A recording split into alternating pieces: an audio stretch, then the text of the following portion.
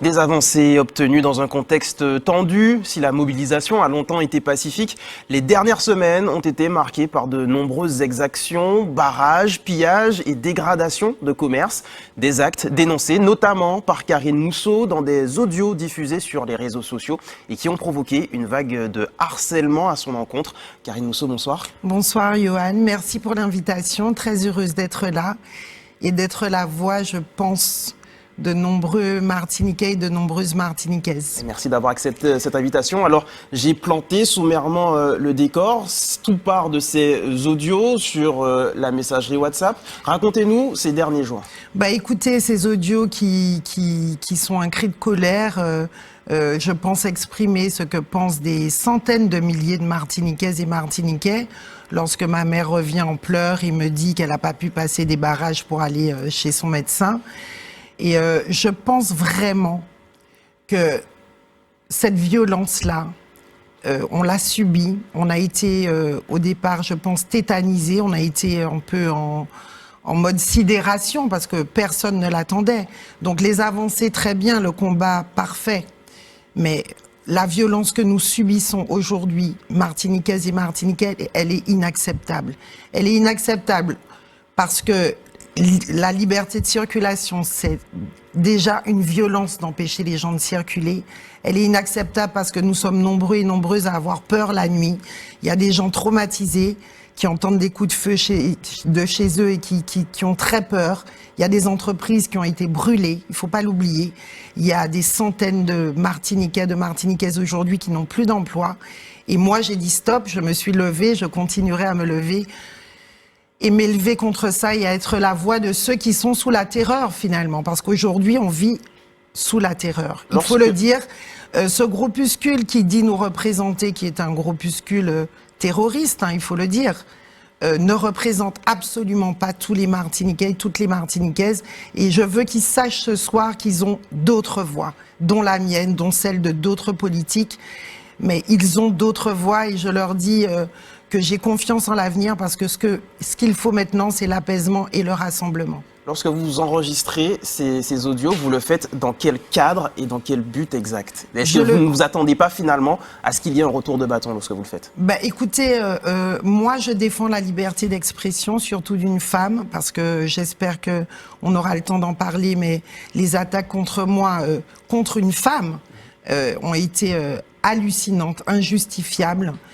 Notamment de la part du pseudo-leader de ce groupuscule terroriste. Et je fais ces audios un peu en colère et en disant, écoutez, si vous voulez les envoyer, envoyez-les, parce qu'à un moment, il faut que nous parlions de notre liberté de circuler, de notre liberté d'expression, de notre liberté d'entreprendre, de tout ce travail des Martiniquaises et des Martiniquais qui aujourd'hui est mis à mal. Parce qu'on n'en parle pas. On ne dit pas qu'il y a plus de 100 entreprises qui ont été brûlées. On ne dit pas qu'il y a des élèves, je les salue d'ailleurs les miens, qui n'ont pas eu cours pendant plusieurs jours. C'est une catastrophe pour la Martinique. Une catastrophe économique, une catastrophe sociale. Parce que ce groupe monte les Martiniquais et les Martiniquaises contre d'autres Martiniquais et Martiniquaises. Et Dieu seul sait qu'ils ne nous représentent pas.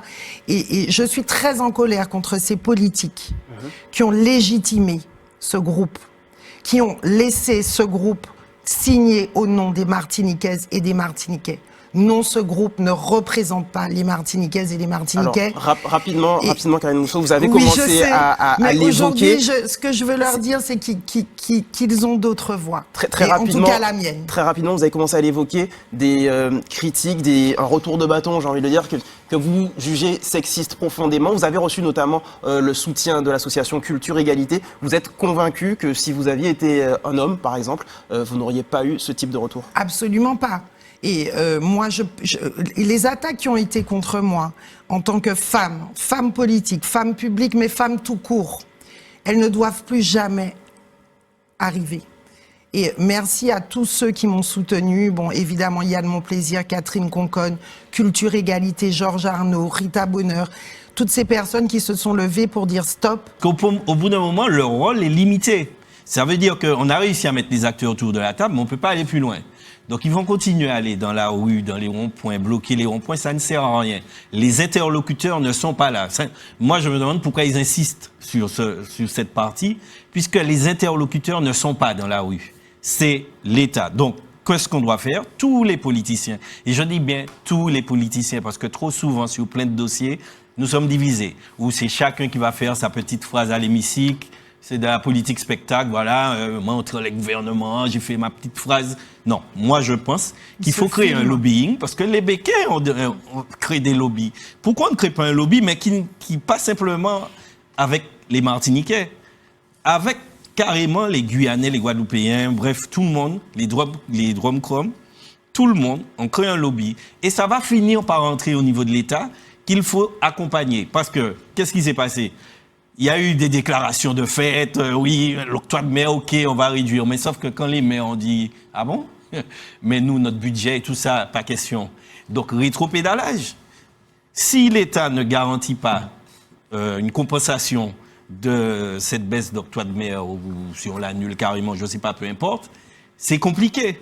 Donc là, pour vous, ce que la CTM le problème, il est politique. Plus ou moins promis en quelque sorte, avec bien sûr un retour aussi de l'État, finalement, on est face à un rétropédalage de la CTM, ça ne va pas se produire. Ils n'ont pas le choix, vraiment. C'est-à-dire que, bon, on s'empresse, sauf que quand l'État derrière ne dit rien, qu'est-ce qu'on fait une fois qu'on a baissé l'octroi de mer, alors qu'on a créé notre système politique sur le modèle avec l'octroi de mer.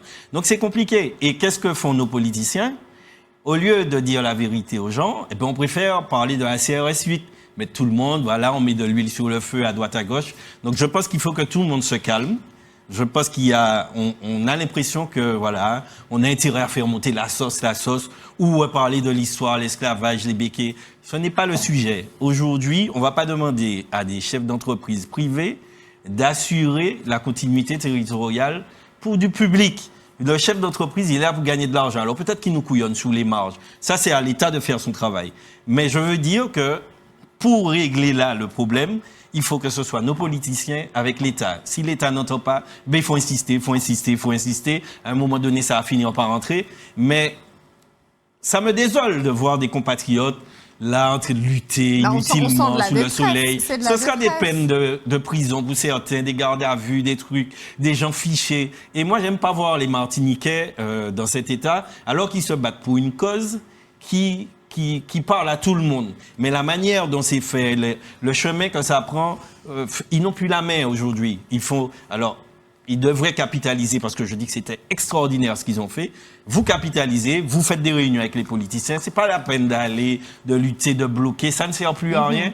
Et pire, au bout d'un moment, comme à chaque fois, comme en 2009, chaque fois qu'il y a une crise, l'opinion finit par se retourner. C'est-à-dire, les gens s'impatientent et disent, c'est monsieur, comment c'est qu'Abamoun gaz? Et puis voilà. Et je trouve dommage de s'investir autant et finalement d'avoir ces images qui sont assez tristes. Système radio, on donne la parole à tout le monde. Pour ou contre, on écoute tout le monde. On n'est pas là pour dire à la personne, oui, on est contre aussi. Non, on te donne pas la parole parce que tu es contre. Pas du tout. On donne la parole à chacun et ça, il faut l'entendre. Donc, est-ce qu'en finalité, ton audio n'a pas soulevé cette forme de saturation chez les personnes qui n'en peuvent plus de ce mouvement, Karine? Mais mon audio, j'ai eu des centaines d'appels de soutien. Des centaines de personnes qui me disent qui pensent comme moi, mais qui n'osent pas parler. Et pourquoi ils n'osent pas parler, d'après vous? Pour ne pas recevoir ce que je reçois aujourd'hui sur les réseaux sociaux. Ce genre d'insanité venant de soi-disant leaders. Et qui se dit représenter les Martiniquaises et les Martiniquais. C'est pour ça que les gens, on est dans une situation de terrorisme. Pourquoi les gens n'osent pas parler, d'après vous? Vous avez vu ce que je me reçois? Ce genre d'insanité venant de soi-disant leaders et qui se dit représenter les Martiniquaises et les Martiniquais. C'est pour ça que les gens, on est dans une situation de terrorisme.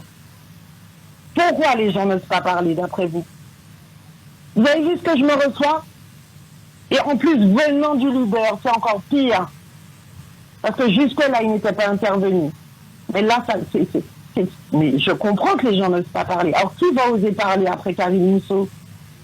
Vous pensez que quelqu'un va oser dire qu'il est contre le chaos, qu'il est pour qu'on libère les ronds-points. Il y a d'autres façons de se battre, que ce mouvement ne représente pas toutes les Martiniquaises et les Martiniquais. Qui va oser le dire, à part moi? Mais de toutes les façons, Karine, tu sais, lorsqu'il y a des mobilisations ou des grèves, il y a toujours des attaques politiques. Hein. Ça, c'est depuis longtemps. Hein. Ça fait depuis de belle lurette. Ce ne sont pas des attaques politiques. Ce ne sont pas des attaques idée contre idée. Je voulais vous parler de la Martinique, par exemple, parce que on a été mis en garde sur la présentation de ce qui se passe en Martinique. C'est vrai que là aussi, la presse en métropole a un parti pris, sans doute depuis le départ, que la Martinique ne serait qu'une colonie historiquement colonisée par les Blancs, pour faire court, et que beaucoup de gens en Martinique nous ont demandé quand même, nous ont rappelé même, pour dire attention, comme toujours, les choses sont un peu plus compliquées. Et notamment, ce monsieur qui se fait surnommer R. Qui est cet homme? Rodrigo Petito. Il est le leader des manifestations en Martinique. Mais derrière son combat pour la lutte contre la vie chère, qui est un prétexte, bien sûr, qui est-il vraiment? Derrière l'image de l'enfant du peuple, il y a des menaces, il y a des appels au kidnapping, il y a des condamnations pour trafic de drogue. Et il est très important, me semble-t-il, de dire qui est ce monsieur Rodrigue Petito. Alors je vous propose de l'écouter à travers 2 ou 3 de ses déclarations.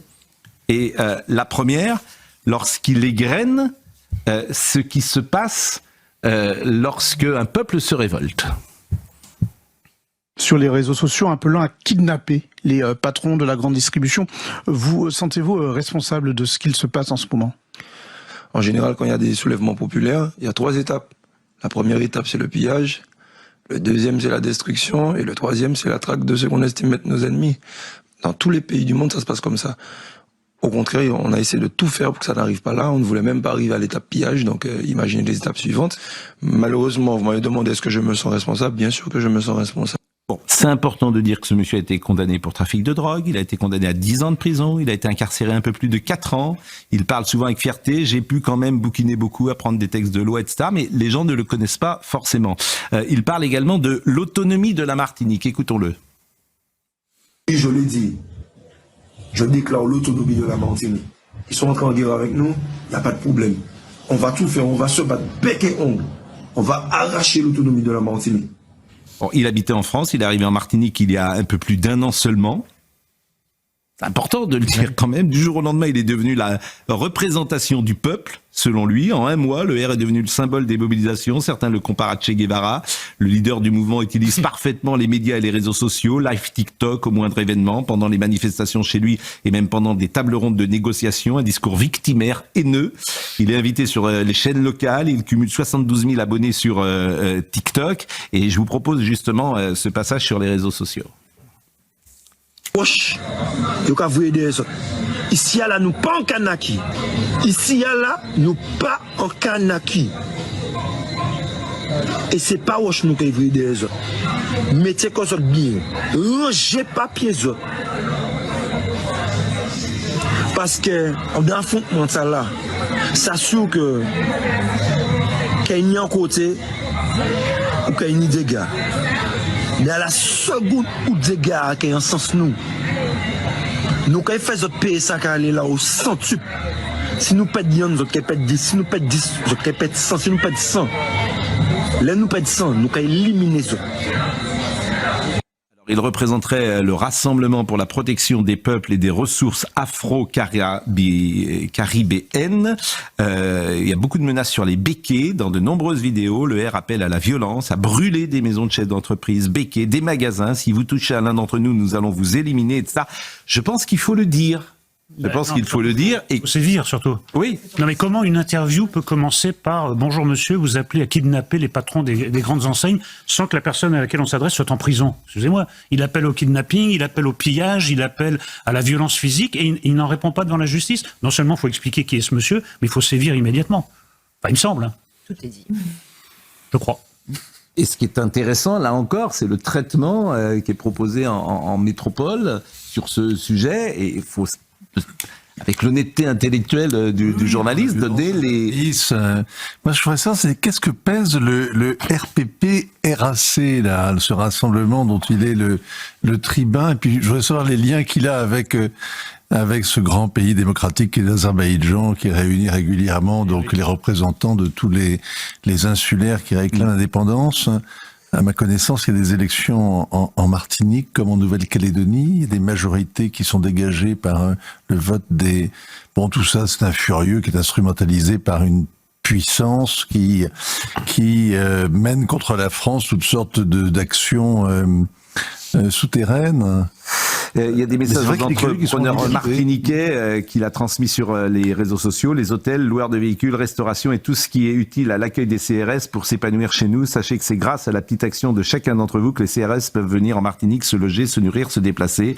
Vous participez ainsi à l'expression exercée sur le peuple, chacun à votre niveau. La réquisition n'existe pas, vous êtes libre de choisir. Renseignez-vous sur vos droits au lieu de céder à l'appât du gain. Donc c'est important de le dire parce qu'il y a beaucoup de béquets aussi qui nous écoutent. Les choses méritent d'être un peu plus nuancées qu'elles ne le sont parfois rapportées. Et sauf si vous avez un commentaire à ajouter, on peut changer de sujet. Philippe Guibert. Je pense que c'est un furieux, effectivement, mais qui joue sur une situation. Une fragilité de l'outre-mer, et de la Martinique et de la Guadeloupe en particulier. Tous ceux qui y sont passés disent qu'il y a un terreau qui permet peut-être à des furieux de prospérer. Non, ça montre... Vous pouvez difficilement avoir une voix à l'étranger, par exemple pour la France, en ayant autant de problèmes dans votre arrière-cour. Et si vous n'arrivez pas à tenir vos frontières, si vous n'arrivez pas... Je veux dire, il y a une perte de crédibilité qui est invraisemblable. Avec la Nouvelle-Calédonie, c'est d'autant plus marquant. Si vous voulez que la France prétend avoir comme priorité une grande politique en Asie-Pacifique, et que vous avez la terre qui permet justement de se déployer dans cet espace Indo-Pacifique, c'est la Nouvelle-Calédonie. La Nouvelle-Calédonie est abandonnée à une espèce de saccage depuis des mois, et vraiment abandonnée, comme Mayotte l'a été d'ailleurs. C'est plus la République, c'était extravagant. Et dans le même temps, vous continuez à pérorer dans les tribunes en disant si, les Chinois rient de nous. Et les Chinois nous remplaceront si on n'y fait pas gaffe, si on n'y fait pas attention. La Nouvelle-Calédonie, comme le reste de la nature, a horreur du vide. Oui, bien sûr. La Chine est là. Et je l'ai dit, je déclare l'autonomie de la Martinique. Ils sont en train de guerre avec nous, il n'y a pas de problème. On va tout faire, on va se battre bec et ongle. On va arracher l'autonomie de la Martinique. Donc on va arracher l'autonomie, dit-il. Et puis il y avait un autre passage que je voulais vous faire écouter lorsqu'il parle du soulèvement des peuples qui passe parfois par le pillage, mais aussi par le kidnapping. Écoutez. Sur les réseaux sociaux, appelant à kidnapper les patrons de la grande distribution, vous sentez-vous responsable de ce qu'il se passe en ce moment ? En général, quand il y a des soulèvements populaires, il y a 3 étapes. La première étape, c'est le pillage. Le deuxième, c'est la destruction. Et le troisième, c'est la traque de ceux qu'on estime être nos ennemis. Dans tous les pays du monde, ça se passe comme ça. Au contraire, on a essayé de tout faire pour que ça n'arrive pas là. On ne voulait même pas arriver à l'étape pillage. Donc, imaginez les étapes suivantes. Malheureusement, vous m'avez demandé est-ce que je me sens responsable. Bien sûr que je me sens responsable. Je ne sais pas, Madame de Menton, si vous avez des entrepreneurs en Martinique, mais voilà ce qu'il écrit, par exemple, ce jeune homme: les hôtels, loueurs de véhicules, restauration et tout ce qui est utile à l'accueil des CRS pour s'épanouir chez nous. Sachez que c'est grâce à la petite action de chacun d'entre vous que les CRS peuvent venir en Martinique se loger, se nourrir et se déplacer. Vous participez ainsi à l'oppression exercée sur le peuple, chacun à votre niveau. La réquisition n'existe pas, vous êtes libre de choisir. Renseignez-vous sur vos droits. Au lieu de céder à l'appât du gain que vous perdrez dans la vie chère, nos yeux sont sur vous, à bon entendeur. Voilà ce qu'on dit aux chefs d'entreprise en Martinique. J'ai monté une boîte en Martinique, j'avais un centre d'appel, je suis restée 6 mois. C'était il y a longtemps, c'était il y a 20 ans. C'était déjà inimaginable d'arriver à monter une filiale en Martinique. C'était très compliqué, il fallait verser des pots de vin partout, vous étiez protégé par un tel. Donc, si vous voulez, malheureusement, ça ne m'étonne pas énormément. Non mais là, ce qui est grave, c'est que ce type de personnage, et c'est un peu le même cas en Nouvelle-Calédonie, utilise des colères populaires qui, elles, à mon avis, sont fondées sur la vie chère, sur les distributions d'eau, sur un certain nombre de choses qui vont aussi très mal dans les Outre-mer et qu'on ferait bien de s'en occuper probablement. Mais lui utilise cela. Peut-être est-il aussi instrumentalisé. On sait que en Nouvelle-Calédonie, un certain nombre de leaders étaient allés prendre leurs ordres auprès des ennemis de la France. Donc tout ça, évidemment, il faut faire la lumière là-dessus, et notamment sur ces discours très bellicistes. Non mais ça ressemble un peu au gang haïtien. Oui. Moitié voyou, absolument, moitié politique. Voilà. Absolument. Là, je dirais quand même que dans le cas de la Martinique, on a quand même affaire à un voyou avéré. La Nouvelle-Calédonie, c'est un petit peu plus compliqué. En revanche, ce qui est marquant, c'est quand même l'abandon de ces territoires par la France. La Nouvelle-Calédonie, il y a quand même 6000 Français qui habitaient là-bas, qui sont déjà partis. C'est un marasme économique, c'est une île, un archipel qui n'a plus d'avenir. Et la Martinique est partie pour connaître le même sort, parce qu'on voit qu'il n'y a plus d'État. Parce que les Français ne sont pas abandonnés en métropole. Quand vous voyez ce voyou qui parade de la sorte, il n'a plus peur de rien. Véronique, c'est en métropole comme en outre-mer. Non mais ce que je trouve, c'est ça le problème. Dans nos campagnes, je pense que l'outre-mer, il y a une petite longueur d'avance et que c'est ce qui nous pend au nez dans quelques années. Non mais ce que je trouve formidable, c'est on peut rapporter ce que nous disons là. Simplement, ce que je dis, c'est factuel. Oui. Qui est cet homme, ce qu'il a fait, ça, c'est juste factuel. Mais c'est vrai, on n'en parle pas. Je l'ignorais totalement. Et voilà, donc vous présentez quelqu'un comme un leader de manifestation, qui a une sorte de Che Guevara local, même si Che Guevara, il y a beaucoup à dire, et en fait vous apercevez que c'est... il a un livre judiciaire. Voilà, le problème, c'est qu'avec les propos qu'il tient, il devrait être interpellé. En fait, parce que c'est du pénal, et je pense qu'ils ne le feront pas, parce que Yohann Usaï, pas tout de suite en tout cas. Vous avez peut-être vu, comme moi et certains auditeurs et téléspectateurs, ce message circulant sur les réseaux sociaux appelant à kidnapper les patrons de la grande distribution. Vous sentez-vous responsable de ce qu'il se passe en ce moment? En général, quand il y a des soulèvements populaires, il y a 3 étapes. La première étape, c'est le pillage. Le deuxième, c'est la destruction. Et le troisième, c'est la traque de ceux qu'on estime être nos ennemis. Dans tous les pays du monde, ça se passe comme ça. Au contraire, on a essayé de tout faire pour que ça n'arrive pas là. On ne voulait même pas arriver à l'étape pillage, donc imaginez les étapes suivantes.